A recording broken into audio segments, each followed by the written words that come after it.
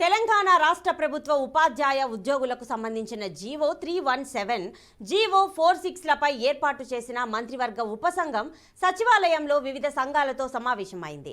రాష్ట్ర వైద్య ఆరోగ్య శాఖ మంత్రి దామోదర రాజనరసింహ అధ్యక్షతన మంత్రులు శ్రీధర్ బాబు, కమిటీ అధికారులు అయిన పీఆర్సీ చైర్మన్ శివశంకర్ అన్ని ఉద్యోగ సంఘాల నుండి విజ్ఞాపనలు, సలహాలు, సూచనలు స్వీకరించారు. రాష్ట్ర ప్రభుత్వ ఉద్యోగులకు శాపంగా మారిన ఆ జీవోలను రద్దు చేయాలని మంత్రివర్గ ఉపసంఘానికి విజ్ఞప్తి చేశాయి.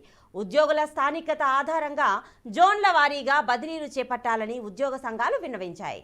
ఇక మంత్రులు సుదీర్ఘంగా ఆయా ఉద్యోగ సంఘాలు సమర్పించిన విజ్ఞాపనలు, సలహాలు, సూచనలు స్వీకరించారు.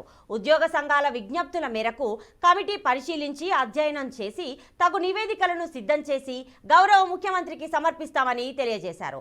ఇక సానుకూల పరిష్కారానికి ఉద్యోగులకు ఎలాంటి ఇబ్బందులు లేకుండా తగు చర్యలు తీసుకుంటామని తెలిపారు.